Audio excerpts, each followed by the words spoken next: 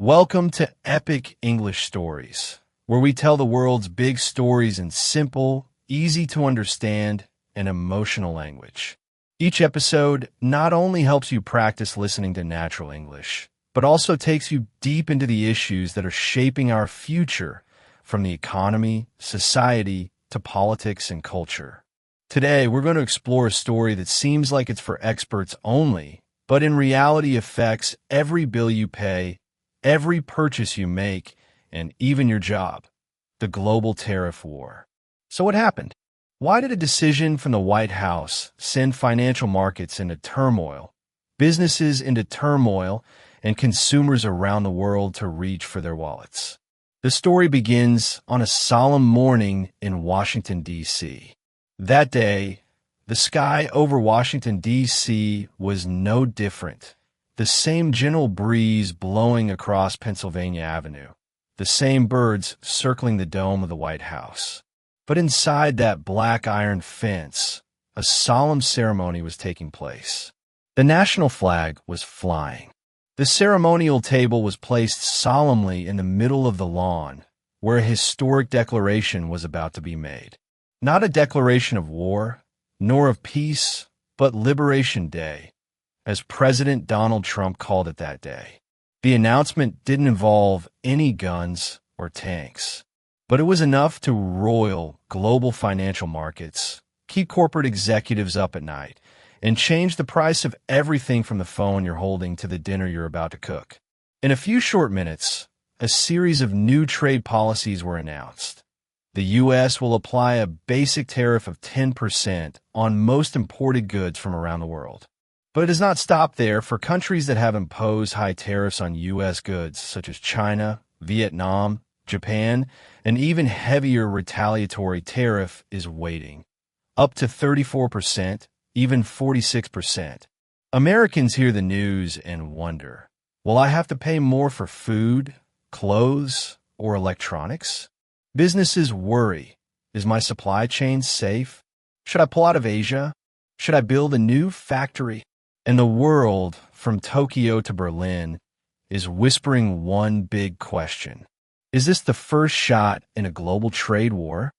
And you, the person watching this video, are also in the middle of that game, even though you have never signed a paper, never made any policy, but your wallet will feel the aftershocks the soonest. Not all wars begin with a gunshot. Some begin with just a signature. And on the day President Donald Trump signed his sweeping new tariff plan, the world saw a quiet but powerful shockwave ripple through markets, businesses, and the wallets of millions of people. The president called it Liberation Day. But it wasn't a nation's liberation from slavery. It was a declaration that America would no longer be treated unfairly in global trade. And to make that happen, he announced a series of tariffs unprecedented in modern history. The first decision was to impose a basic 10% tariff on most imports from around the world. That means everything from shirts made in Bangladesh to phones assembled in China to furniture from Poland will become more expensive when they enter the United States. An invisible wall has been erected, not to keep out immigrants, but to keep out foreign goods.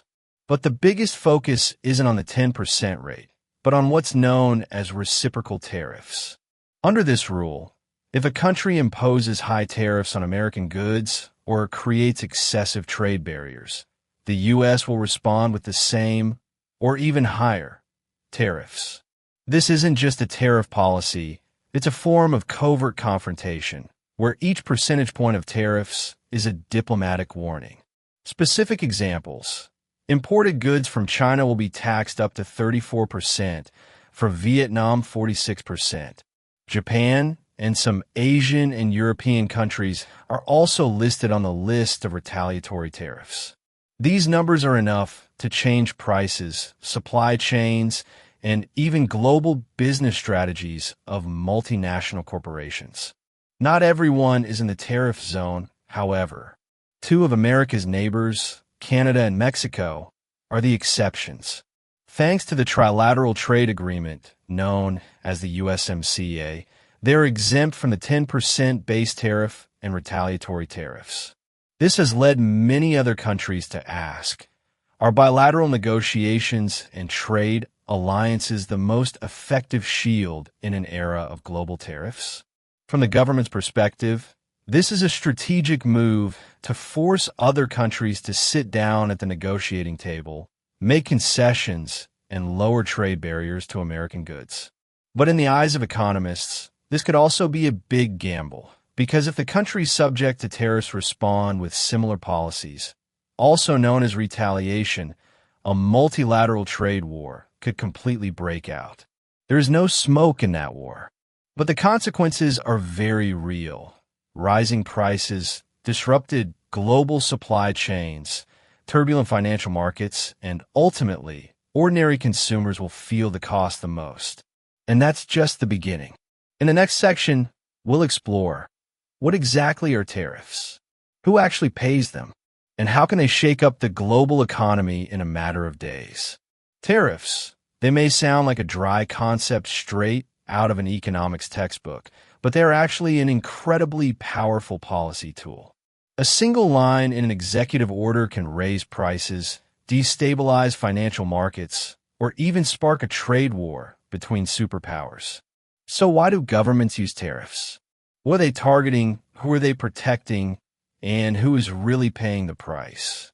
First, the most obvious reason is to protect domestic industries.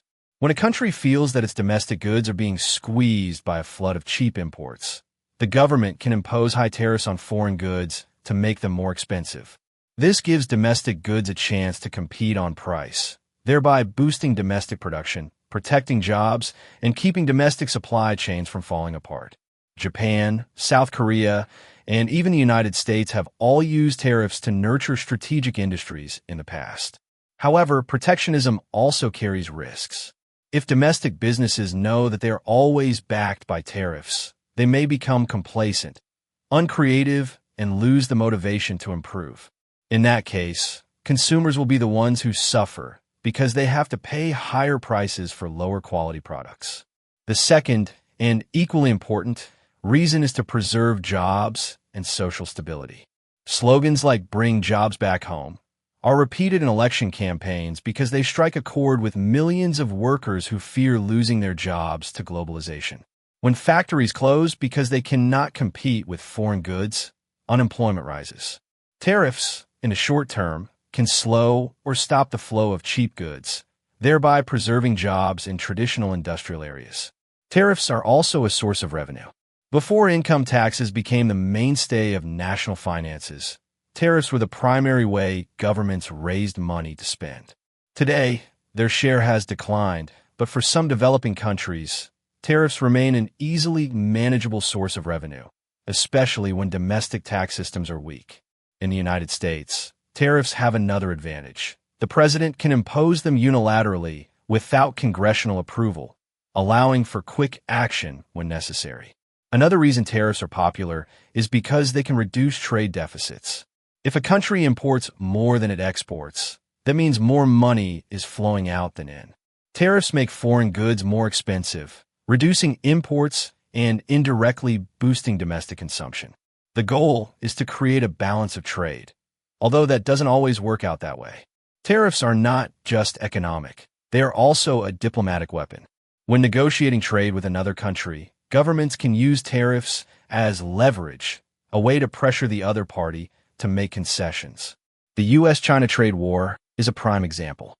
The U.S.'s imposition of tariffs on Chinese goods is not only to collect money or protect domestic production, but also to force China to change its policies on intellectual property, subsidies, and market access. Ultimately, behind the numbers in tariffs serve long-term economic and technological security strategies. When a country wants to dominate a critical industry, like semiconductor manufacturing, renewable energy, or artificial intelligence, it needs to protect its domestic market so that domestic companies have the time and space to grow. In this case, tariffs are not just barriers, but strategic shields. In short, tariffs are not just taxes, but expressions of national will, political priorities, economic priorities, and long-term strategies. But like any powerful tool, if used incorrectly or excessively, they can backfire, raising consumer prices, stifling innovation, and making the domestic population the main victims. And that is why, in the next section, we will look at the first reactions from markets and businesses, where the first effects of tariffs begin to be felt beyond theory. When the new tariff announcements came from the White House, the reaction did not come from politicians, but from the most sensitive place, the financial markets. Wall Street, the financial center of the United States, immediately reacted strongly. Stock indexes, such as the S&P 500 and NASDAQ, fell in just a few hours. Fear spread like a virus.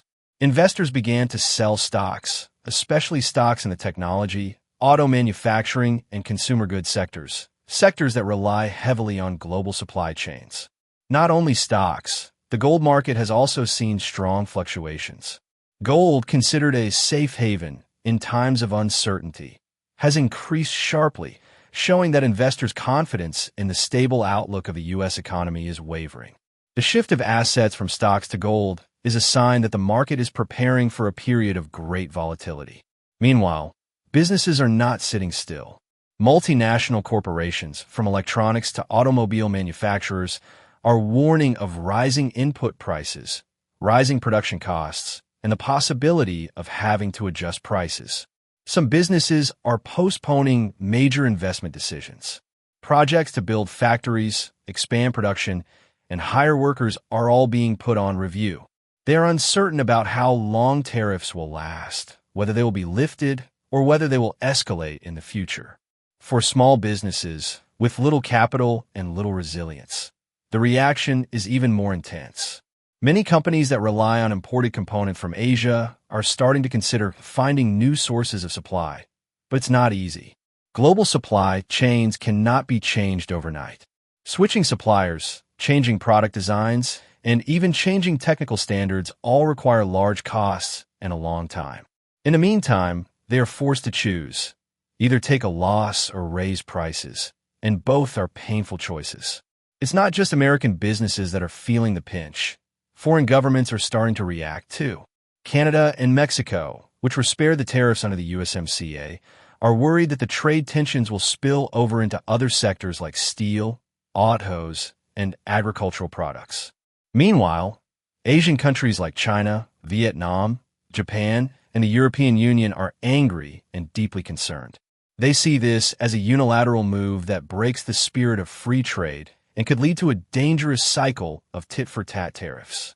In some countries, government officials have called for restraint, insisting that the new U.S. tariffs should be viewed as a starting point for negotiations, rather than an irreversible escalation. But the call does little to mask the fact that the global trade environment is entering its most uncertain period since the 2008 financial crisis. Economists are starting to warn of the risk of inflation. As import costs rise, businesses are forced to raise prices, and consumers will pay the price. If the spiral spreads to food, clothing, cars, and electronics, inflation will become a reality, something the Federal Reserve will have to watch closely. Overall, the initial market and business reactions show the severity and speed with which tariffs are spreading. This is no longer a technical issue in trade relations, but has become a focal point of macroeconomic uncertainty. And most importantly, the uncertainty about the tariff level, its duration, and the ability to negotiate is making every business decision riskier than ever.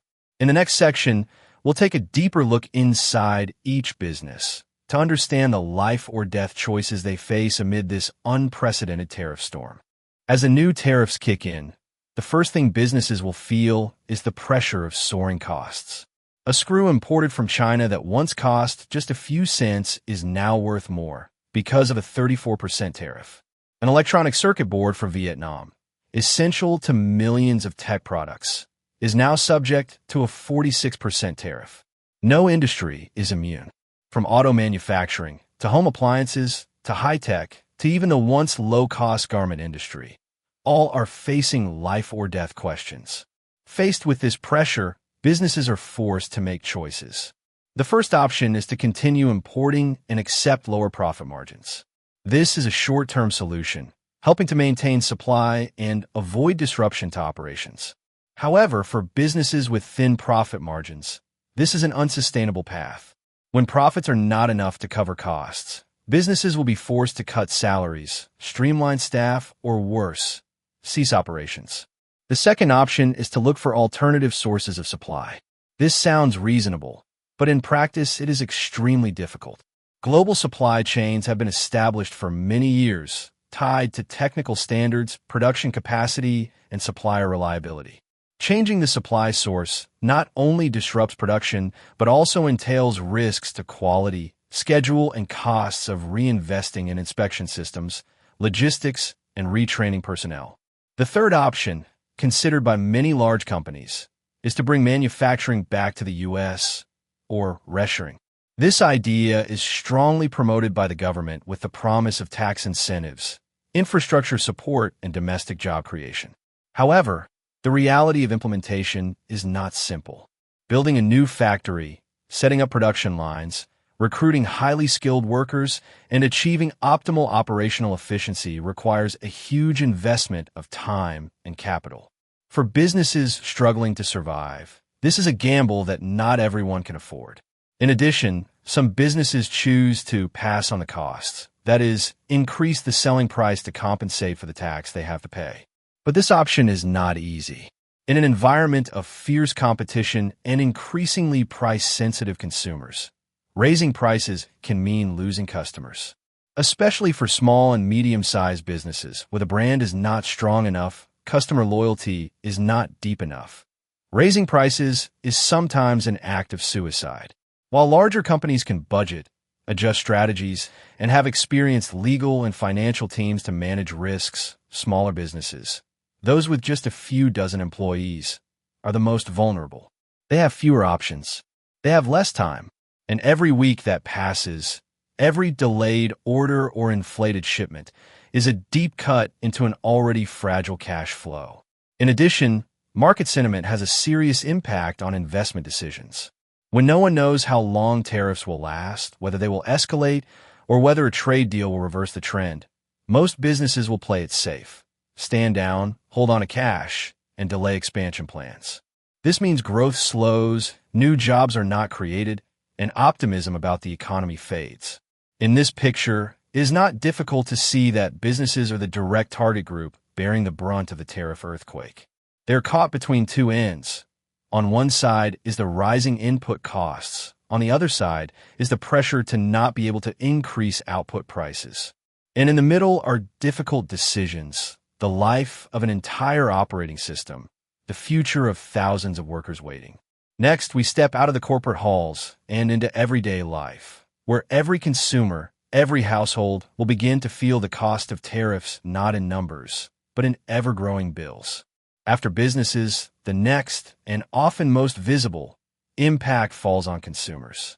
Even if you don't directly import goods, operate factories, or sign international contracts, you're still the one who ends up paying more. Tariffs are essentially a cost incurred when goods cross borders, and that cost is passed down the supply chain to the end consumer. Imagine a phone made in Korea. When it enters the U.S., it's taxed 10% or even 34% if it comes from China. The importer pays that, but they don't lose money. They pass it on to the retailer. The retailer doesn't want to lose money either. They pass the difference on to the list price. In the end, you, the phone buyer, are the one who pays the price. And it's not just the phone. Clothes, shoes, furniture, cars, food, medicine, anything that comes from overseas is quietly getting more expensive. Not everyone is affected equally. High-income earners may not feel much difference when an item increases in price by a few dozen dollars. But for middle and low-income households, where every dollar counts, small price changes can create huge pressures. A packet of noodles that goes up in price, a fan that costs more, a pair of shoes that no longer fit the bill, all of it adds up to a huge burden on monthly expenses. Not only that, if businesses are hurt by high production costs, they may cut jobs, delay pay raises, or limit hiring. This creates a domino effect that affects workers' incomes. One person may keep their job, but not get the raise they expected. Another may lose their job altogether. When that happens, the entire market's purchasing power declines, and the entire economy slows down. Consumer sentiment is also a factor. As news of trade wars, tariffs, and rising prices flood the news, people tend to cut back on spending and prioritize saving. Big investments like buying a new car, upgrading a home, or even a family vacation can be postponed. Consumer behavior changes not just because of rising prices, but also because of the uncertainty that people feel. And when millions of people are hesitant, the economy lacks the momentum to continue growing. Another less discussed aspect is the impact on social psychology. When prices rise, but incomes do not rise in proportion, a sense of injustice and social tension begins to spread. Workers may blame the government. The government may blame its trading partners. Meanwhile, large corporations, which are better able to negotiate prices and allocate costs, are less affected than small businesses or ordinary consumers. This raises the debate about the fairness of the policy. There are, however, those who support tariffs. They believe that, in the long run, taxing imports will boost domestic production, create more jobs, and thus increase incomes for people. They are willing to accept higher prices in the short term in exchange for a future with stronger industry and a more independent economy. But the question is, how many people have the ability and confidence to wait for that future? Consumers, as usual, are at the bottom of the chain of influence, but the ones who feel the consequences of all economic policies most directly and most clearly. In the next section, we will explore what the government is planning to do next, and whether there is any room for adjustment, negotiation, or escape from the tidal wave of tariffs that is sweeping the globe. As the shockwaves of tariffs rippled through the economy, a new question began to ring out in boardrooms, newscasts, and dinner tables. Where does this all go? The base tariff of 10% was scheduled to go into effect just days later, and higher retaliatory tariffs, ranging from 34% to 46%, were also waiting to take effect. But everyone knew those numbers might not be the end of the story. The question now was not whether tariffs were imposed, but how much more, and for how long. The White House's message is both tough and cryptic. The tariffs are capped at this point, but they can be adjusted if the other side is willing to negotiate. That means tariffs are being used as a tactical lever, opening up the possibility of bilateral negotiations to reduce tariffs if other countries agree to change how they treat American goods. It's a familiar move in trade strategy, applying pressure first to force concessions from the other side. But there is no guarantee that the affected countries will come to the negotiating table in good faith. Instead, they may choose to retaliate, impose tariffs on American goods from soybeans, corn, beef to machine parts, cars, technology.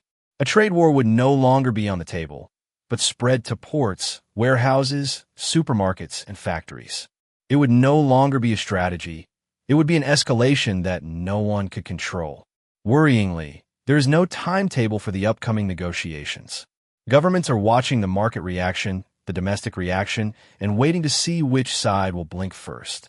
Meanwhile, businesses are operating in a state of uncertainty, not knowing how to plan for the next 3 months, 6 months, or a year. Investors are hesitant. Factories are hesitant. Consumers are cautious. It is worth noting that countries that have separate trade agreements with the U.S., such as Canada and Mexico under the USMCA, are exempted. This sends an important message. The U.S. is willing to maintain stable trade relations if partners honor their bilateral commitments. This could be an invitation for other countries to follow the path of individual negotiations with the U.S. instead of relying on multilateral mechanisms, such as the World Trade Organization, WTO. But experts warn that disrupting the global trading system in pursuit of individual interests will have long-term consequences. If every country uses tariffs as a political tool, the international trading system that has been built over decades will fall into chaos. The consequences will not only be higher prices, but also a loss of trust, less cooperation, and widespread conflict. There are still opportunities to turn things around.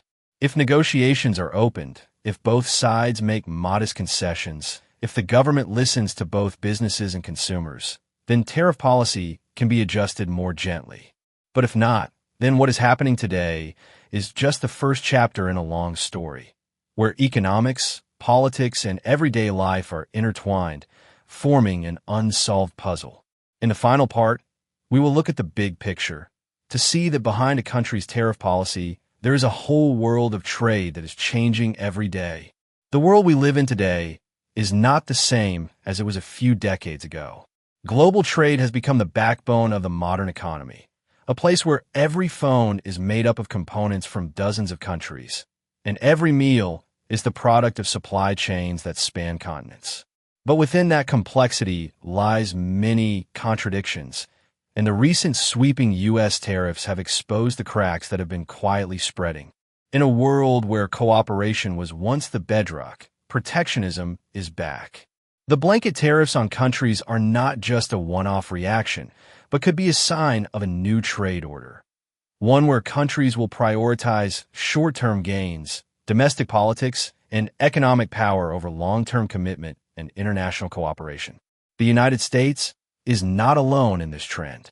From Europe to Asia, countries are quietly erecting trade barriers, not always in the form of tariffs, but in the form of technical regulations, sanitary standards, restrictive licenses, or implicit incentives for domestic companies. This has led to an increasingly fragmented world of trade, where the flow of goods is less seamless and stability is a luxury. The impact is not just economic. As trade becomes more uncertain, countries become more reluctant to rely on each other. This can spur a wave of strategic autonomy, increasing localization of production, stockpiling of raw materials, and investment in core technologies. But it also makes the world less connected, less efficient, and more vulnerable to shocks. Consumers will have to get used to higher prices and fewer choices. Businesses will have to learn to navigate an environment of prolonged uncertainty. Governments will have to carefully consider every step, as a wrong decision could have dire consequences, from economic recession to social unrest. So what is the way forward? Will the world return to multilateral agreements, restore confidence in trade, and reform antiquated institutions like the WTO? Or will it continue to slide into a wave of economic nationalism, where each country looks out for itself and the rest ignores it? The answer is unclear. But one thing is certain: global trade is at a crossroads. Tariffs are not just a tool for adjusting the balance of imports and exports, but rather a manifestation of deeper changes in how countries view their role in global value chains. And in that journey, ordinary people, whether in the US, China, Vietnam, or elsewhere, are playing a key role. Not the ones making the decisions, but the ones feeling the consequences firsthand. What happens today could be the foundation for a fairer, more efficient trade order. Or it could be the beginning of a long period of uncertainty. We, as consumers, workers, producers, and global citizens, need to observe, understand, and participate in policy discussions, because trade is not a matter for politicians in closed rooms, but a story that is linked to every meal, every product, every small dream of every person in modern society. What do you think of the ongoing tariff war? Is it a necessary move to protect the economy, or a risky gamble that will cost people? Share your thoughts in the comments. We want to hear from you, the consumers, workers, and global citizens who truly feel the impact of each policy. If this video helps you understand more about world trade, don't forget to like, subscribe to the channel, and turn on the notification bell, because every small action of yours is a great motivation for the channel to continue producing valuable, understandable, and trustworthy content. Thank you for watching until the end. See you in the next video, where we will further dissect complex economic policies that are extremely close to everyone's lives.